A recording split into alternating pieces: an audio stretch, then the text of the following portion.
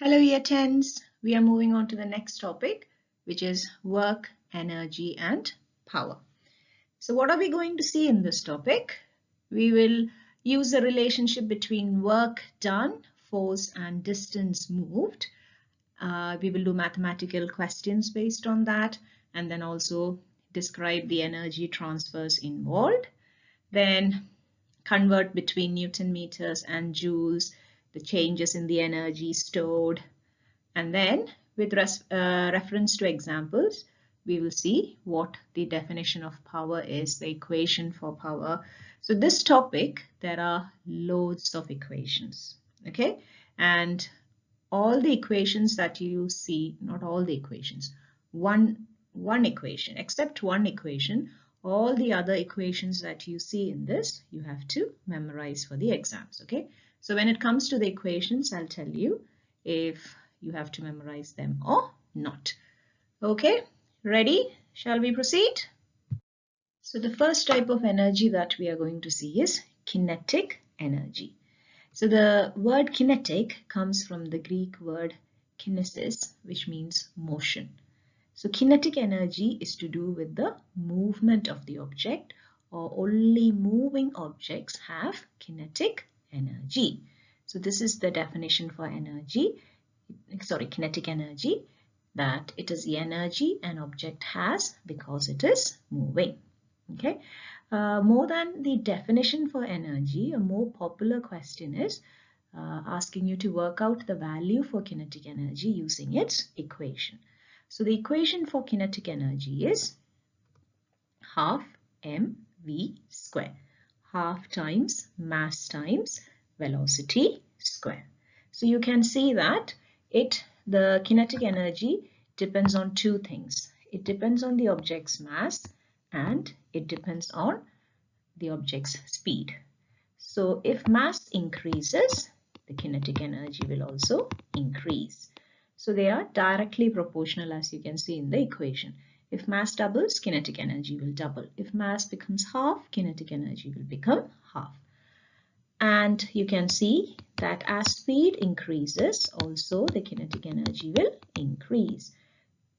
But kinetic energy is proportional to the square of the speed. So if speed doubles, what is the square of double? 4 times, isn't it? So kinetic energy will increase by a factor of 4.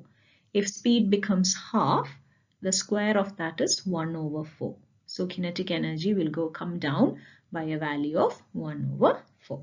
Okay, so kinetic energy is the energy possessed by moving objects. Kinetic energy of an object depends on its mass and depends on its speed or velocity. Considering those two things, kinetic energy is equal to half times mass times speed square. Now they will ask you to rearrange this equation. Always they will not be asking you for kinetic energy. Sometimes they will ask you for find the mass. So how will you rearrange this? So if I take 2 to the other side, 2e equals mv square, or m is equal to 2e over v square. So that is how you find the mass if they are asking for.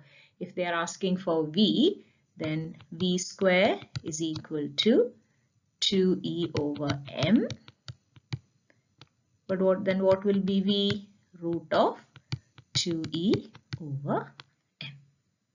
Okay, so all of you okay with kinetic energy? Now from kinetic energy, we are moving on to gravitational potential energy. So when we talk about the word gravitational or gravity, what is the first thing that comes to your mind? The first word that would come to your mind when I talk about gravity? Yes, I heard somebody saying Earth. Yes, you're right. So this energy is actually to do with the height of the object above the Earth's surface. So if it is how high it is from the Earth's surface, it helps us to find out its gravitational potential energy. And just like kinetic energy depended on the mass, gravitational potential energy also depends on the mass. So it is the energy possessed by an object due to its height from the Earth's surface. The two things it depends on is its mass and its height above the surface. So just like we saw for kinetic energy, gravitational potential energy also has an equation. And that equation is gravitational potential energy equals mass times gravitational field strength. So this is what, in short, we always keep saying the gravity of the Earth, gravity of the Earth. The right value is 9.81 Newton per kilogram. But GCSEs, you are allowed to use 10 newtons per kilogram. Some students also use 9.8 newtons per kilogram. All the three values, any one of them, it is fine. They are acceptable. So gravitational potential energy equals mass times gravity times height. Okay. So this equation you have to memorize. The equation for kinetic energy also you have to memorize. And what I forgot to tell you in the case of kinetic energy is its unit. So its unit, it is energy. All the energies, no matter which type or form of energy they are, all the energies have the unit joules. Don't forget that. Okay, and like we said in the case of kinetic energy, here it's not necessary that they will be asking you to find gravitational potential energy itself always. They can ask you to find the mass, they can ask you to find the height. Okay, so based on that, you will have to rearrange the equation. If they are asking you M, say let's call gravitational potential energy EP. Then mass will be EP divided by G times H. Then if they're asking you for H, H will be EP divided by M times G. Okay. Now this M times G, does that ring a bell anywhere? What is mass times gravity? Anybody can think about it? Yes, mass times gravity is also known as weight. So actually, if they give you the weight of the object, we don't have to multiply it with G. Okay, so the ideal equation that we usually use, not ideal, the common equation or the more popular equation that we generally use is gravitational potential energy equals mass times gravity times height. Instead of mass, if they are giving you weight in the question, you don't have to then again multiply it with G, because mass times gravity is what weight is. So then you have to just multiply weight by the height to get the gravitational potential energy. Now, before moving on to the energy transferred in stretching, one thing I forgot to mention in the previous slide is you would have seen something written at the bottom as soon as I finished that slide. So it was about a bungee jumping. So if when the person is coming down, the height of the person decreases, so the potential energy of the person will also decrease. Once the elastic stretches its maximum and then goes back, the person also goes back, and then his height is increasing, so its potential energy would also increase. Okay, now coming to the energy transferred in stretching. So energy transferred in stretching is, as it's quite obvious, it's there in the name itself. When we are stretching something, we are doing work on it, and the work that we do on it is transferred as its energy. Okay, so how much energy is given to the object in order to stretch it depends on two main things. One, it depends on something called the spring constant, which is something very particular for a spring, and then how much it extends. Okay, it depends on these two things. The energy transferred to an object while we stretch it depends on its spring constant. It is also known as force constant, and the extension because of that stretching. The equation for this one is the one that you don't have to memorize. This will be there in the data sheet. So what is that energy? How can we calculate that energy? It is equal to half times or 0.5 times spring constant times extension square. We will study in detail about spring constant later on when you do the chapter Hooke's law. So at the moment, just keep in mind this equation, and just keep in mind that spring constant is a constant for every spring has a spring constant. It is a very particular thing for that spring itself. Okay, so like the previous one, when the bungee jumper starts to fall, the cord, it is going to extend, isn't it? So the extension is increasing, so the thing gains energy. When he's going back, the extension is decreasing, and then it loses energy. So keep in mind this equation also you have to know to apply, but you don't have to memorize this particular one. So remember, in the beginning of the slide, we said we will be discussing some energy transfers also. Okay, so we are going to see that here. So this is a situation where a ball is thrown up, it goes to the maximum height and comes back down. So this position here is just the moment the ball leaves the hand, and this one is when it just comes back to our hand. This is where the ball is at the maximum height. So say I'm throwing it from the ground up. So at this position, from the ground, it is at 0 height. So it is not going to have any potential energy. But at the same time, it is going to have lots of kinetic energy.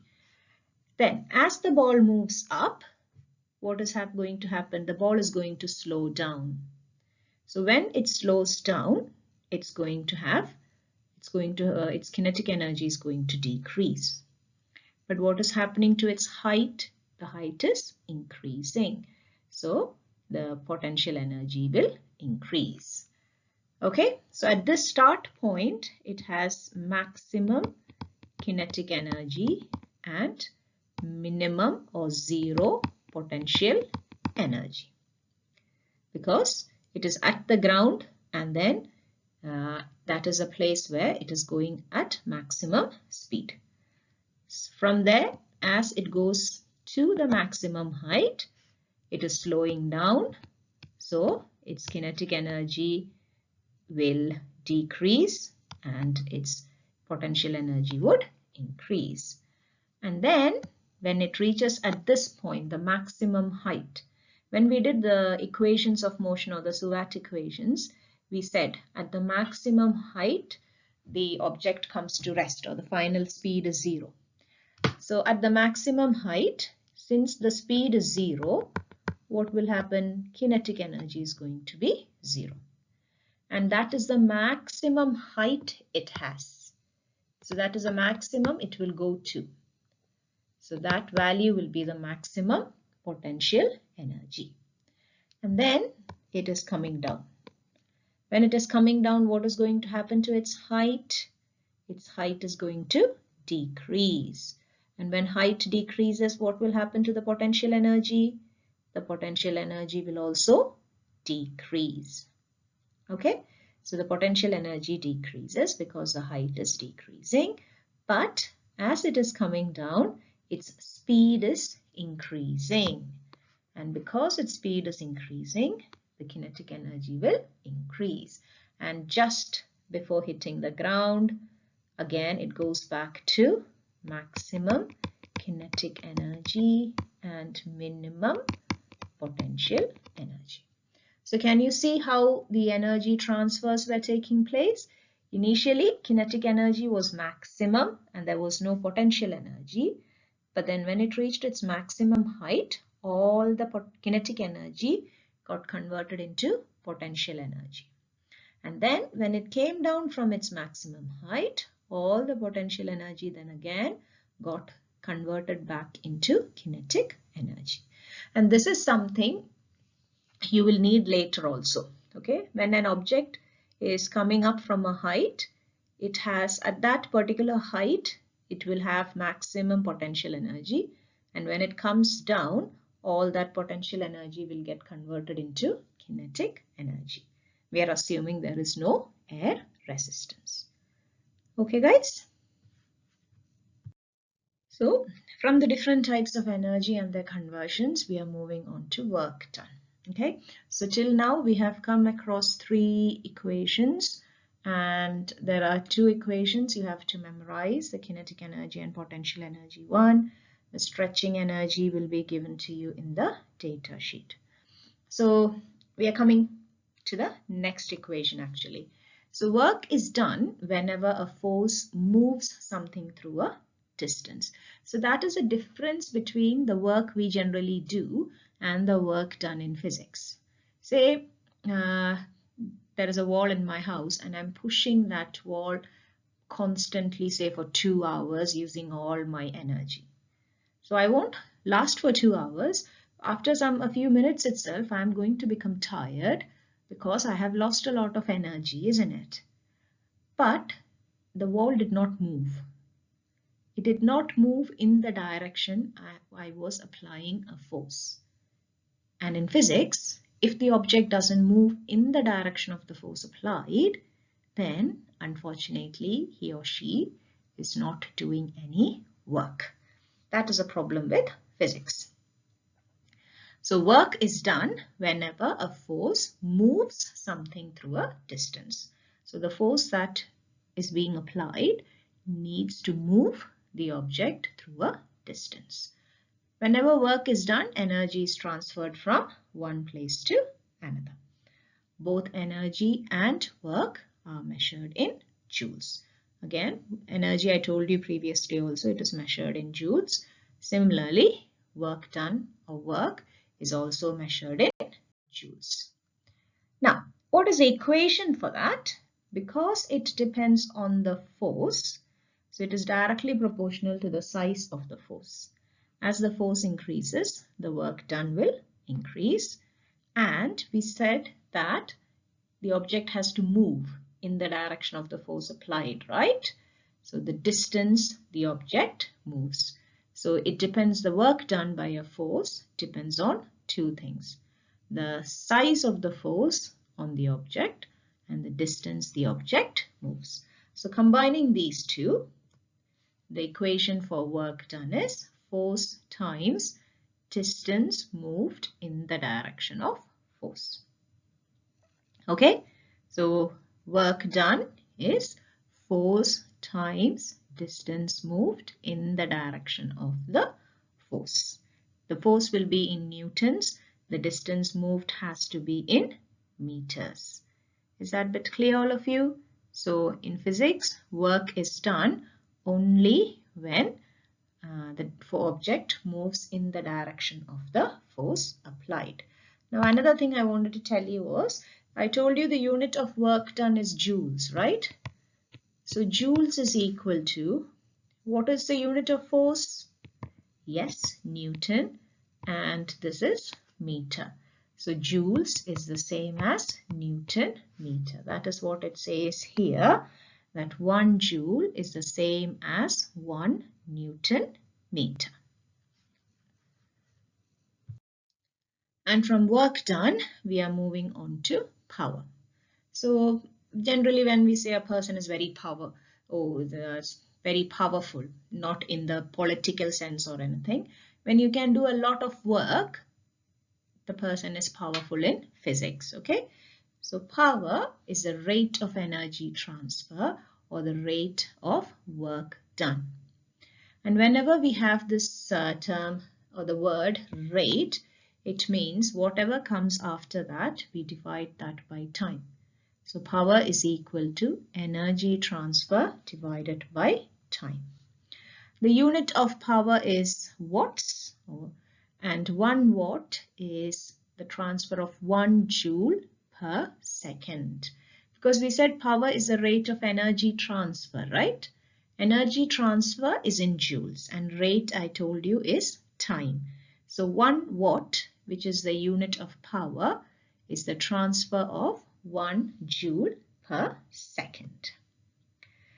Now, to make that more clear, if somebody tells you that a bulb has a power rating of 60 watts, it means it transfers 60 joules of electrical energy into light energy and thermal energy every second.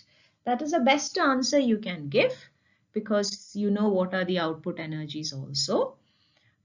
Sometimes you also get marks when you just say it means it transfers 60 joules of energy in 1 second. Even if you don't go into the details of which types of energy it is transferred to, you will still get marks if it is only a 1-mark question. Say if it is a 2-mark question, then you can give that extra detail of the electrical energy being transferred to light and thermal energy.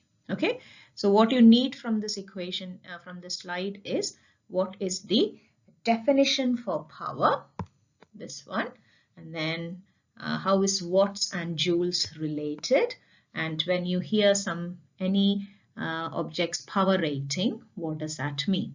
So if something has a power rating of 150 watts, it means it transfers 150 joules of energy in 1 second. So like we have been doing so far, next we are going to see the equation of the power. Equation of power. So we said power is the rate of energy transfer, isn't it? So power depends on two things. One, how much energy is transferred or the amount of work done. So it is the amount of work done or energy transferred. And then the time it takes for that. Okay. So if one person takes 10 seconds to climb up the stairs and another person takes only 5 seconds to climb up the same set of stairs, then the one who took less time is more powerful than the one who took more time. So the equation for power is work done over time. So this is our fifth equation, isn't it? We saw 3 energies, work done, and then now power. Okay, and power has to be in watts, work done or energy will be in joules, and time would be in seconds. Now let's do some calculations. So a trolley of mass 25 kilograms. So this is M. It is given in kilograms, so we don't have to worry about changing any units, which stands at a height of 3.2 meters. So height is 3.2 meters. First question, easy. Calculate the potential energy of the trolley at the top of the ramp. So potential energy, always write the equation and then substitute. Don't jump into the final answer. Mass is 25. Gravity, they have told us to take it as 10 and it is times 3.2. So 2.5 times 10 times 3.2. The answer is 80 potential energy, so joules. What is the kinetic energy of the trolley at the top of the ramp? So at the top of the ramp, the trolley is at rest initially. It is only then released. So when something is at rest, the kinetic energy has to be 0. So at the top of the ramp, the kinetic energy of the trolley is going to be 0. What is the kinetic energy of the trolley at the bottom of the ramp? Like we discussed in the case of the ball going up, same way when the trolley is coming down here, initially it had only potential energy and no kinetic energy. As it comes down, its speed increases, so kinetic energy increases. Its height decreases, so potential energy decreases, and eventually all the potential energy gets converted into kinetic energy. So it will have the same kinetic energy at the bottom of the ramp as the potential energy it had at the top, because all the potential energy is what is getting converted into kinetic energy. So kinetic energy will also be 80 joules. And the last question, if it is having that much kinetic energy, what speed will it have? So kinetic energy is half mv square. At is equal to half times mass is 25 times speed square.